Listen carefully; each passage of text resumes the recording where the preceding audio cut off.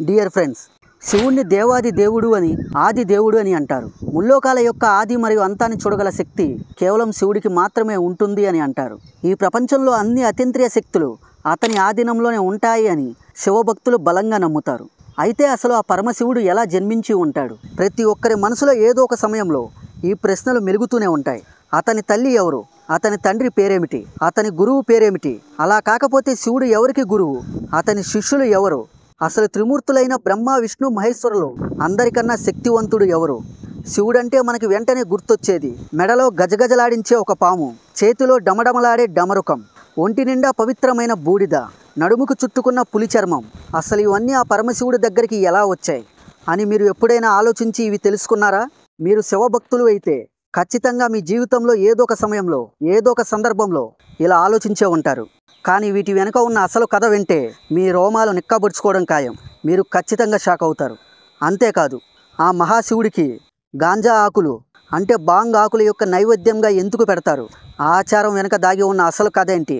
ఆ పరమశివుడు ఈనాటికి, ఈ క్షణానికి కూడా తన సతీమతి పార్వతితో, తన కుమారులు వినాయకుడు, కుమారస్వామితో కలిసి మంచుకొండల మధ్య ఉన్న కైలాస పర్వతం మీద నివసిస్తున్నాడని జనాల యొక్క ప్రగాఢ విశ్వాసం. కానీ ఇక్కడ విచిత్రం ఏమిటంటే, నేటి ఆధునిక యుగంలో ఇంతటి సైన్సు, ఇంతటి టెక్నాలజీ అభివృద్ధి చెందిన ఒక్కడంటే ఒక్క మనిషి కూడా ఆ కైలాస పర్వత శిఖరాన్ని పూర్తిగా ఛేదించలేకపోయాడు. అసలు ఎందుకు? ఆ పర్వతం మీద ఏముంది? మానవ మాతృలను ఆ పవిత్ర శిఖరం దగ్గరకు కూడా వెళ్ళనివ్వకుండా అడ్డుకుంటున్న ఆ అదృశ్య అనూహ్య శక్తి ఏమిటి? అంతేకాదు, ఒకానొక కాలంలో ఈ సృష్టిని నిర్మించాల్సిన తరుణం ఆసన్నమైంది. అప్పుడు ఆ సృష్టికర్త అయిన బ్రహ్మదేవుడికి సహాయం చేయడానికి ఆ పరమశివుడు తన దివ్యమైన శరీరాన్ని రెండుగా చీల్చుకొని అర్ధనారీశ్వర రూపాన్ని ఎందుకు దాల్చాల్సి వచ్చింది? తన పురుష రూపాన్ని, స్త్రీ రూపాన్ని ఒకటిగా చేసి ఆ అపురూపమైన రూపాన్ని ప్రదర్శించాల్సినంత తీవ్రమైన అవసరం ఆయనకి ఎందుకు వచ్చింది? ఆ దివ్యమైన లోతైన రహస్యం ఏంటి? నాగేంద్రహారాయ త్రిలోచనాయ భస్మాంగరాగాయ మహేశ్వరాయ నిత్యాయ శుద్ధాయ దిగంబరాయ తస్మైన కారాయ నమశివాయ అంటే మెడలో భయంకరమైన సర్పరాజునే ఆభరంగా ధరించినవాడు, భూత భవిష్యత్తు వర్తమానాలను వీక్షించే 3 కన్నుల కలవాడు, ఒంటి నిండా పవిత్రమైన బూడిదనే అలంకారంగా పూసుకున్న ఆ మహేశ్వరుడు, సాక్షాత్తు ఆ శ్రీరామచంద్రుడి చేతే ఎంతో భక్తితో పూజించబడిన దేవుడు ఆ మహాశివుడు. 10 తలల రావణాసుడు కూడా తల వంచి కొలిచిన ఆ దేవుడు మహాశివుడు. ఆయనే ఆరంభం, ఆయనే అంతం, ఆయన లేని చోటు లేదు. ఆయన శక్తికి సంబంధించిన అసంఖ్యాకమైన కథలు ఈనాటికి మనల్ని ఆశ్చర్యపరుస్తూనే ఉన్నాయి, మనల్ని ఆలోచింప చేస్తూనే ఉన్నాయి. ఒక్క మాటలో చెప్పాలంటే, ఆ మహాశివుణ్ణి పిలిచినన్ని పేర్లతో ఈ ప్రపంచంలో ఏ దేవుణ్ణి పిలవరని చెప్పుకోవచ్చు. ఆయన లయకారుడు, వినాశనానికి అధిపతి అంటారు. అదే సమయంలో సృష్టికి మూలాధారం, స్థితికారుడు కూడా, దేవతలకే దేవుడు. ఆ పరమశివుణ్ణి సాక్షాత్తు బ్రహ్మదేవుడు, ఆ శ్రీ మహావిష్ణువు కూడా ఎంతో భక్తితో ఆరాధిస్తారు. శివుడి జన్మకు సంబంధించి శివపురాణం ప్రకారం శివుణ్ణి స్వయంభూ అని అంటారు. అంటే అతని పుట్టుక స్వయంగా జరిగిందని. అంటే ఆయన ఎవరికీ పుట్టలేదు, ఆయనంతటా ఆయనే ఈ విశ్వంలో వెలిశాడు అని. అందుకే ఆయన స్వయంభూ అని అంటారు. అందువల్ల శివుడికి తల్లి తండ్రి అంటూ ఎవరూ లేరు అని అంటారు. ఈ కారణంగానే శివుడు పంచభూతాలకు అతీతుడు అని అంటారు. శివుడికి జననం తప్ప మరణం ఉండదు, అందుకే అతనికి మృత్యు భయం కూడా ఉండదు అని అంటారు. అయితే ఇక్కడ మనకు వచ్చే ఒక డౌట్ ఏమిటంటే, ఒకవేళ శివుడు ఎవరికి పుట్టకపోతే ఆయనంతటా ఆయనే స్వయంగా విశ్వంలో ఆవిర్భవిస్తే, ఆయన పుట్టుక వెనక ఉన్న, ఆ ఆవిర్భావం వెనక ఉన్న ఆ అంతు చిక్కని మహా అద్భుతమైన రహస్యం ఏంటి? అంటే ఆయన ఎలా ఆవిర్భవించాడు? కాబట్టి రండి, ఈరోజు ఆ మహాశివుడి యొక్క అంతు చిక్కని రహస్యాల గురించి పురాణాల యొక్క అంచుకు వెళ్ళి పూర్తిగా ఛేదించే ప్రయత్నం చేద్దాం. అలానే హిందూ మతంలో ఆ బ్రహ్మ, విష్ణువు, అలానే ఆ మహాశివుడికి వీళ్ళ ముగ్గురిలో ఎవరు ముందుగా సృష్టించబడ్డారు అనే విషయాల్ని కూడా ఈరోజు పూర్తిగా ఛేదించే ప్రయత్నం చేద్దాం. డియర్ ఫ్రెండ్స్, ఈ వీడియో చాలా లెంత్గా ఉండి ఉండొచ్చు, కానీ ఈ వీడియోలో ఆ మహాశివుడి గురించి అంతు చిక్కని ఎన్నో రహస్యాల్ని ఛేదించి ఈ వీడియోలో మీకు ఫుల్ డీటెయిల్డ్గా ఎక్స్ప్లెయిన్ చేశాం. సో ఫ్రెండ్స్, అందుకని ఈ వీడియోని లాస్ట్ వరకు చూసే ప్రయత్నం చేయండి. సో ఫ్రెండ్స్, ఆ పరమశివుడి గురించి మీలో చాలా తక్కువ మందికి మాత్రమే తెలిసిన, మీరు ఆశ్చర్యపోయే నమ్మశక్యంగా నిజాలని ఈ వీడియోలో తెలుసుకోబోతున్నాం. మేము ఎంతో రీసెర్చ్ చేసి ఈ అంశాలపైన మీకు పూర్తిగా వివరించాం. సో ఫ్రెండ్స్, ఈ వీడియో లాస్ట్ వరకు వెళ్ళే కొద్దీ చాలా ఇంట్రెస్టింగ్గా ఉండబోతుంది. కాబట్టి ఈ వీడియోని ఎక్కడ స్కిప్ చేయకుండా లాస్ట్ వరకు చూసి ప్రతి ఒక్కరికి తప్పకుండా షేర్ చేసి, మీరు ఆ పరమశివుడి భక్తులు అయితే హరహర మహాదేవ శంభో శంకర అని కింద తప్పకుండా కామెంట్ చేయండి. ముందుగా పరమ పవిత్రమైన శివపురాణం ఏం చెబుతుందో తెలుసుకుందాం. మిత్రులారా, శివుడు స్వయంభు అంటే ఆయన ఎవరికీ జన్మించలేదు, ఆయనంతటా ఆయనే అందరికంటే ముందు ఈ విశ్వంలో జన్మించాడు అని, ఆయనే ఈ సమస్త విశ్వాన్ని సృష్టించాడు అని పవిత్రమైన శివపురాణం చెప్తుంది. దీన్ని బట్టి మనకు స్పష్టంగా అర్థమయ్యేది ఏమిటంటే ఆ పరమశివుడికి తల్లి లేదు, తండ్రి లేదు, ఆయన ఈ సృష్టి పుట్టక ముందు నుంచే ఉన్నాడు అని, ఈ సృష్టి మొత్తం నాశనం అయిపోయిన తర్వాత కూడా ఆయన ఒక్కడే శాశ్వతంగా ఈ సృష్టిలో నిలిచి ఉంటాడు అని, అందుకే ఆయన పంచభూతాలకి కూడా అతీతుడు అని, ఆయనకి చావు అనేది లేదు కాబట్టి ఆయన కాలానికి కూడా అధిపతి అని, సాక్షాత్తు ఆ మహాకాల స్వరూపుడు అని అంటారు. అయితే ఇక్కడ మనకు వచ్చే డౌట్ ఏంటంటే మరి శివుడు ఎవరికి జన్మించకపోతే ఆయనంతటా ఆయన ఈ సృష్టిలో సృష్టించబడి ఉంటే మరి మానవులకి దేవతలకు ఎలా దర్శనమిచ్చాడు, ఎలా ప్రత్యక్షమయ్యేవాడు అని మనకి ఇక్కడ డౌట్ వస్తుంది. ఎలా ప్రత్యక్షమయ్యాడు అనేవి మనం క్లియర్గా అర్థం చేసుకోవాలి అంటే ముందుగా మనం అసలు వీటి గురించి మన ప్రాచీన పురాణ గ్రంథాల్లో ఏమి వ్రాసి ఉన్నాయో మనం ముందుగా తెలుసుకోవాలి. వీటి గురించి అనేక ఆసక్తికరమైన కథలు ఉన్నాయి. విష్ణు పురాణం ప్రకారం సృష్టి ఆరంభానికి ముందు ఈ యావత్తు బ్రహ్మాండం అంధకారంతో అంతులేని జలరాశితో నిండి ఉందట. ఆ సమయంలో శ్రీ మహావిష్ణువు మాత్రమే ఆదిశేషుడిపై యోగ నిద్రలో తేలియాడుతున్నాడు. అప్పుడు ఆ శ్రీ మహావిష్ణువు నుదుటి భాగం నుండి ఒక ప్రచండమైన కోటి సూర్యకాంతులతో సమానమైన ఒక తేజస్సు వెలువడింది. ఆ మహా తేజస్సు నుండే ఆ పరమశివుడు ఆవిర్భవించాడు అని విష్ణు పురాణం చెబుతుంది. మళ్ళీ అదే సమయంలో ఆ విష్ణుమూర్తి యొక్క నాభి కమలం నుండి చతుర్ముఖ బ్రహ్మదేవుడు జన్మించాడని కూడా విష్ణు పురాణం వివరిస్తుంది. కానీ ఫ్రెండ్స్, ఒక్క నిమిషం ఆగండి. అదే శివపురాణాన్ని గనక మనం పరిశీలిస్తే దాంట్లో దీనికి పూర్తి భిన్నంగా వ్రాసి ఉంటుంది. అంటే శ్రీ మహావిష్ణువు యొక్క జననం గురించి శివపురాణంలో ఇలా ప్రస్తావించబడింది. ఒకసారి శివుడు తన కాళ్లకు మర్దన చేసుకుంటూ ఉండగా ఆయన మోకాళ్ళ నుండి కొంత మలినం అంటే మురికి ఉద్భవించింది. ఆ మలినం నుండే శ్రీ మహావిష్ణువు జన్మించాడని, అంటే శివుడి యొక్క మోకాళ్ళకి ఉన్న మురికి నుండే శ్రీ మహావిష్ణువు ఉద్భవించాడు అని విష్ణు పురాణంలో రాసి ఉంటుంది. అంటే దీన్ని బట్టి ఇక్కడ మనం ఆలోచించాల్సిన విషయం ఏంటంటే విష్ణు పురాణం అలానే శివపురాణం యొక్క గ్రంథాలని మనం దగ్గర పెట్టి రెండింటిని మనం డీప్ డౌన్గా పరిశీలిస్తే ఈ రెండు గ్రంథాల్లో విష్ణువు అలానే శివుడి యొక్క పుట్టుక గురించి ఒకదానికొకటి పూర్తి భిన్నంగా చెప్పబడ్డాయి. అంటే ఒకదానికొకటి అస్సలు పొంతన లేదు. అంటే విష్ణు పురాణం ఏమో ఆ శ్రీ మహావిష్ణువుని ఆది దేవుడిగా పేర్కొంటుంది. అంటే ఆ శ్రీ మహావిష్ణువే ఈ అనంత సృష్టికి ఆది దేవుడు అని పేర్కొంటుంది. అదే శివపురాణం ఏమో ఈ అనంత విశ్వానికి ఆది దేవుడు ఆ మహాశివుడే అని చెబుతుంది. ఇలా అయితే వీళ్ళిద్దరిలో ఎవరు ముందుగా సృష్టించబడ్డారు, ఎవరు ఎవరిని సృష్టించారు అనేది మనం చెప్పడం చాలా కష్టం. సో ఈ రెండు కథల్ని మనం కొంతసేపు పక్కన పెడితే శివుడి జననం గురించి మరో కథ బాగా ప్రాచుర్యంలో ఉంది. ఈ కథను మీరు కూడా చాలాసార్లు వినే ఉంటారు. బహుశా మీరు మీ తాతయ్యల నుండో అమ్మమ్మల నుండో ఈ కథ విని ఉండవచ్చు. ఒకానొక సమయంలో బ్రహ్మదేవుడికి అలానే విష్ణుమూర్తికి మధ్య మన ఇద్దరిలో ఎవరు గొప్పవారు, ఎవరు విశ్వానికి అధిపతి, నేనే గొప్ప అనే తీవ్రమైన వాదోపవాదాలు వాళ్ళిద్దరి మధ్య బాగా జరిగాయట. అలా వారి వాదన తారాస్థాయికి చేరుకున్నప్పుడు అకస్మాత్తుగా వారిద్దరి మధ్య ఆకాశాన్ని తాకుతూ పాతాళాన్ని చీల్చుకుంటూ ఒక అనంతమైన ప్రకాశవంతమైన ఆది అంతం లేని ఒక పెద్ద స్తంభం వారిద్దరి మధ్య ప్రత్యక్షమవుతుంది. దాని కాంతికి యావత్తు దేవతల కళ్ళు కూడా మిరిమిల్లిపోతాయి. దాన్ని చూసి బ్రహ్మ విష్ణువులు ఇద్దరూ ఆశ్చర్యపోతారు. ఆ స్తంభం ఎక్కడి నుండి వచ్చింది, ఎందుకు వచ్చిందనే విషయం వారికి తెలియదు. అప్పుడే ఆ స్తంభం నుండి ఒక శబ్దం వస్తుంది. మీ ఇద్దరిలో ఎవరు గొప్పో తెలుసుకోవాలి అంటే ఈ మహా అద్భుతమైన స్తంభం యొక్క పై అంచును గాని కింద అంచును గాని ఎవరైతే ముందుగా కనుక్కుంటారో వారే మనలో గొప్పవారు, వారే సర్వశ్రేష్ఠులు, వాళ్ళే ఈ అనంత విశ్వానికి అధిపతులు అని ఆ స్తంభం నుండి ఒక గంభీరమైన గొంతు వినిపిస్తుంది. వెంటనే బ్రహ్మదేవుడు తన అహంకారంతో మానసపుత్రుడైన హంస రూపాన్ని ధరించి ఆ స్తంభం పై భాగాన్ని కనుక్కోవడానికి రువ్వున ఆకాశంలోకి ఎగిరిపోయాడు.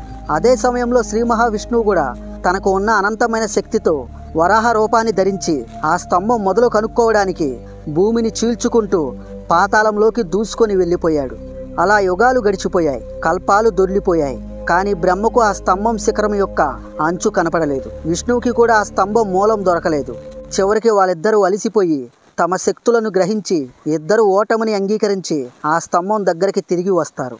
అప్పుడు ఆ స్తంభం రూపంలో ఉన్న ఆ మహాశివుడు తన అసలు రూపంలోకి వస్తాడు. అంటే ఆ మహా అద్భుతమైన జ్యోతిర్లింగం యొక్క స్తంభం నుండి సాక్షాత్తు ఆ లయకారుడైన మహాశివుడు తన దివ్యమైన రూపంలోకి వచ్చి వాళ్ళ ముందు ప్రత్యక్షమవుతాడు. అప్పుడు బ్రహ్మదేవుడు విష్ణుమూర్తి ఇద్దరు, ఓ మహాదేవ, మేమే అజ్ఞానంతో మాలో మేమే గొప్పవారినని విర్రవీగాము. కానీ ఈ అనంత విశ్వంలో నీవే అనంతమైన శక్తి గల్లవాడివి, నీకన్నా గొప్ప శక్తి మరొకటి లేదు అని ఆ మహాశివుడి యొక్క పాదాలపై పడి అంటారు. ఇలా శివపురాణంలో ప్రస్తావించబడిన ఈ కథ ఆది మరియు అంతం లేని ఆ స్తంభం ఆ మహాశివుడు ఎవరికీ పుట్టలేదని, ఆయనంతటా ఆయనే ఈ విశ్వంలో స్వయంగా ఉద్భవించాడని మనకి తెలియజేస్తుంది. దీని కారణంగానే శివుడిని స్వయంభు అని అంటారు. కాబట్టి శివుడికి మించిన శక్తి ఈ ప్రపంచంలో ఏదీ లేదు. అందుకే దేవతలు, రాక్షసులు, యోక్షులు, గంధర్వులు సైతం శివుడినే పూజిస్తారు అని శివపురాణంలో మనకి ప్రస్తావించబడి ఉంటుంది. ఈ అద్భుతమైన కథ శివపురాణంలోని లింగోత్సవ వృత్తాంతంగా ప్రసిద్ధి చెందింది. దీన్ని బట్టి మనకు స్పష్టంగా అర్థమయ్యేది ఏమిటంటే శివుడికి పుట్టుక లేదు, ఆయనకు అంతం కూడా లేదు.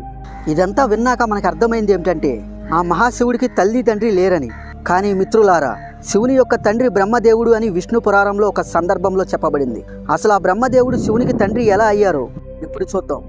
ఈ కథ ప్రకారం బ్రహ్మదేవుడు శివుడికి తండ్రి అని అంటుంటారు. ఈ కథను నిజమని నమ్మేవారు ఇప్పటికీ చాలామంది ఉన్నారు, అబద్ధమని నమ్మేవారు కూడా చాలామంది ఉన్నారు. శివుడు బ్రహ్మదేవుడికి పుత్రుడిగా ఎలా మారాడో దానికి సంబంధించి ఈ విష్ణు పురాణంలో ఈ కథ ఉంటుంది.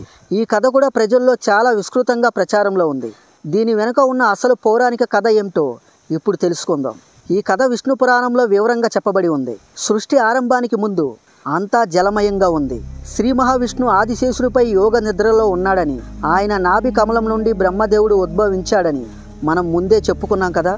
అలా ఉద్భవించిన బ్రహ్మదేవుడు విష్ణుమూర్తితో కలిసి ఈ బ్రహ్మాండమైన సృష్టి గురించి చర్చిస్తున్న సమయంలో అకస్మాత్తుగా పరమశివుడు వారి మధ్య ప్రత్యక్షమయ్యాడట. కానీ అప్పుడు బ్రహ్మదేవుడు అజ్ఞానం వల్లనో అహంకారం వల్లనో శివుణ్ణి గుర్తించడానికి నిరాకరించాడు.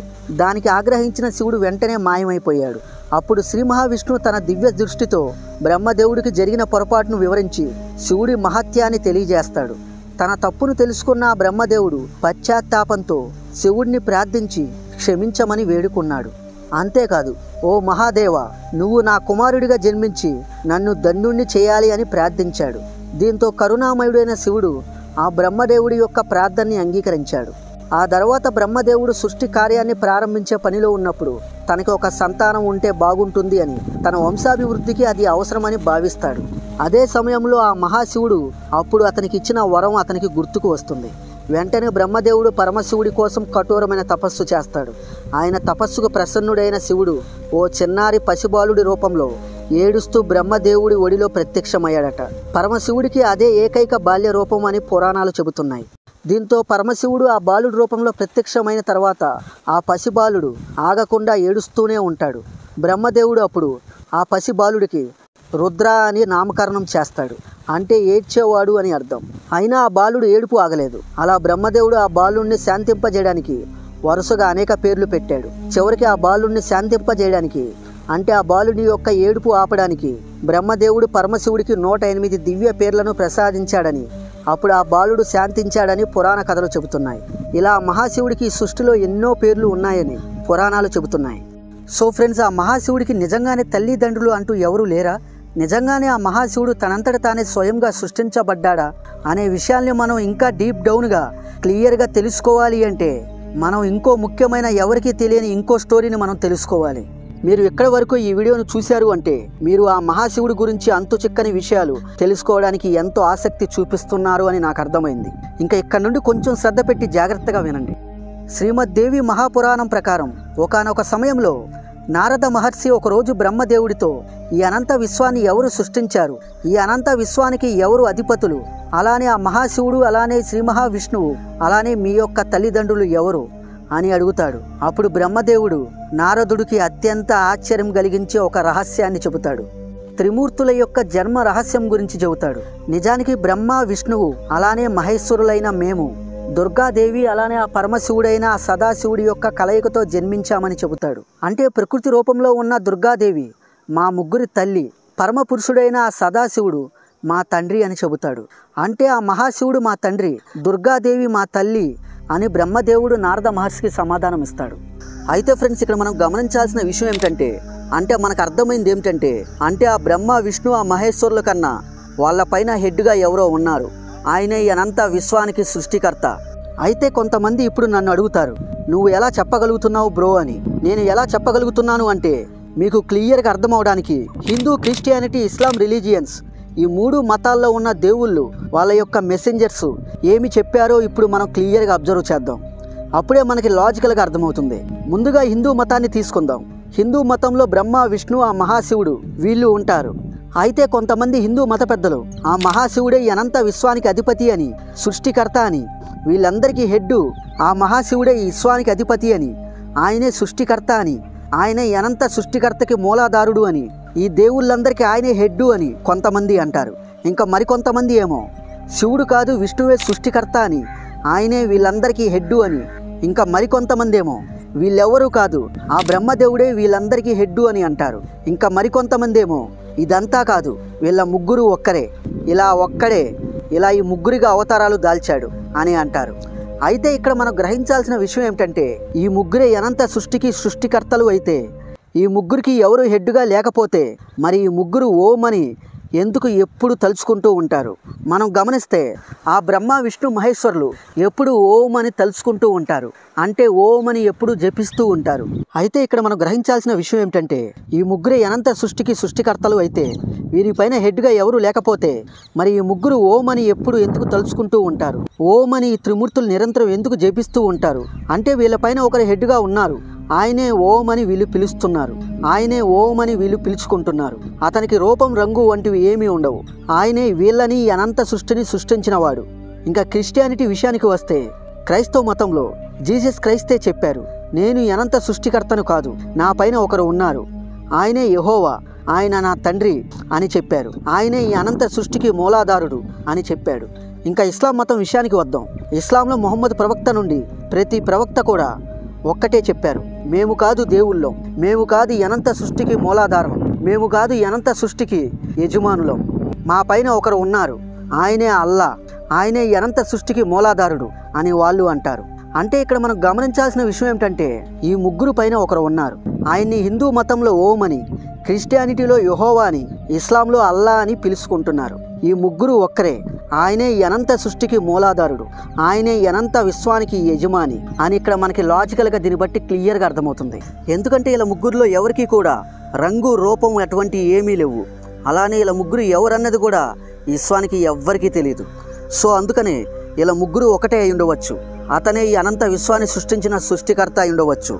ఎందుకంటే ఈ ముగ్గురు ఎలా సృష్టించబడ్డారో అసలు ఈ ముగ్గురు ఎవరు అనేది ఏ గ్రంథంలో కానీ ఏ పురాణాల్లో కానీ లేదు. అంటే త్రిమూర్తులైన ఈ ముగ్గురి పైన ఒకరు హెడ్డుగా ఉన్నారు అని మనకు అర్థమవుతుంది. వాళ్ళే ఈ ముగ్గురు త్రిమూర్తులను ఆవిర్భావం చేశారు అని ఆయన చెప్తున్నాడు. ఆయనే శివుడి యొక్క అతీంద్రియ మరియు అంతిమ రూపం అని కొంతమంది అంటారు. దీంతో బ్రహ్మ నారద మహర్షికి ఆ సదాశివుడు ఈ ప్రపంచాన్ని సృష్టించే బాధ్యత నాకు అప్పగించాడు, ఈ సృష్టిని నడిపించే బాధ్యత విష్ణు భగవానుడికి అప్పగించాడు, ఈ ప్రపంచంలో ఏ వస్తువునైనా సృష్టించి నాశనం చేసే బాధ్యతను, అంటే పరిస్థితిని బట్టి 2 విధులను నిర్వహించే బాధ్యతను ఆ మహాశివుడికి అప్పగించాడు అని వివరిస్తాడు. మా తండ్రి సదాశివుడికి ఈశాన్య తత్పురుష వామదేవ అఘోర మరియు సత్యోజాత అనే 5 ముఖాలు కలిగి ఉన్నాయి. ఒక ముఖం నుండి ఆకారం, 2వ ముఖం నుండి ఉకారం, 3వ ముఖం నుండి ముకారం, 4వ ముఖం నుండి బిందువు, 5వ ముఖం నుండి నాదం అంటే శబ్దం ఉద్భవించింది అని. ఈ 5 ముఖాల నుండి ఉద్భవించిన ఈ శబ్దాలను కలిపి పలికితే ఓం అనే పదం ఏర్పడుతుంది అని. ఆ ఓం అనే పదం మా తండ్రి సదాశివుడిని చూపిస్తుంది. ఆయనే ఈ అనంత విశ్వానికి ఈ అనంత సృష్టికి యజమాని. మా తండ్రి సదాశివుడికి మించిన శక్తి ఈ ప్రపంచంలో ఈ అనంతమైన విశ్వంలో ఏదీ లేదు. అందుకే త్రిమూర్తులమైన మేము ఎప్పుడు ఓంకార నామాన్ని స్మరిస్తూ ఉంటామని చెబుతాడు. ఆ సదాశివుడు శివుడి యొక్క అతీంద్రియ మరియు అంతిమ రూపంగా పరిగణించబడినప్పటికీ ప్రజలు సాధారణంగా పూజించే దేవుడు శైవమత సంప్రదాయంలో భాగంగా ఆయన్ను సర్వోన్నత జీవిగా చూస్తారు. బ్రహ్మ చెప్పింది ఇదంతా విన్న నారద మహర్షి ఒక్కసారిగా చెలించిపోయి బ్రహ్మదేవుడికి నమస్కరించి అక్కడి నుండి సెలవు తీసుకుంటాడు. డియర్ ఫ్రెండ్స్, ఇప్పటివరకు మీరు ఆ మహాశివుడి గురించి చాలా విషయాలు తెలుసుకున్నారు అనుకుంటున్నారు. కానీ మీరు ఇప్పటివరకు మీరు తెలుసుకున్న విషయాలు కేవలం గోరంతే. ఆ మహాశివుడి గురించి మీరు తెలుసుకోవాల్సినవి ఇంకా ఎన్నో ఉన్నాయి. సో వీలైనంత వరకు ఈ వీడియోలో పూర్తిగా తెలుసుకునే ప్రయత్నం చేద్దాం. సో ఇక్కడ నుండి ఈ వీడియో మరింత ఇంట్రెస్టింగ్గా ఉండబోతుంది. కొంచెం శ్రద్ధ పెట్టి జాగ్రత్తగా వినండి. అయితే ఆ శివుడు ఎవరి దగ్గర నుండి విద్యను అభ్యసించాడు, ఆయన గురువు ఎవరు అనే ప్రశ్నలకి సమాధానాలు ఇంకా మిలిగే ఉన్నాయి. అయితే శివుడు ఎవరి దగ్గర విద్యను అభ్యసించలేదు. అలాగే శివుడికి గురువులు ఎవరూ లేరు. దీనికి బదులుగా శివుడే ఈ లోకానికి ఆది గురువుగా పరిగణించబడ్డాడు. ఈ లోకంలో గురు శిష్యుల సంప్రదాయాన్ని ఆయనే ప్రారంభించాడు. ఇది విన్న తర్వాత శివుడు ఎవరికి గురువు, అతని శిష్యులు ఎవరు అనే ప్రశ్న మనలో తలెత్తుతుంది. అయితే గురు శిష్య సంప్రదాయాన్ని ప్రారంభించి బ్రహ్మ మరియు శివుడు ఈ ప్రపంచానికే మొదటి గురువు అని హిందూ గ్రంథాలు చెబుతున్నాయి. బ్రహ్మదేవుడు గురువుగా తన మానస పుత్రులకు విద్యను బోధిస్తాడు. అలాగే శివుడు గురువుగా తన 7 శిష్యులకు మాత్రమే తన జ్ఞానాన్ని ఇస్తాడు. అంటే శివుడు గురువుగా ఉన్న 7 మంది నేటి కాలంలో సప్త ఋషులుగా హోదా ఇవ్వబడింది. సో ఫ్రెండ్స్, ఇవి ఆ మహాశివుడి గురించి మీకు తెలియని అంతులేని రహస్యాలు. అయితే ఆ మహాశివుడి గురించి మనం తెలుసుకున్నది ఇప్పటి వరకు గోరంతే. ఇంకా తెలుసుకోవాలంటే ఆయన గురించి ఎన్నో అంతు చిక్కని రహస్యాలు దాగి ఉన్నాయి.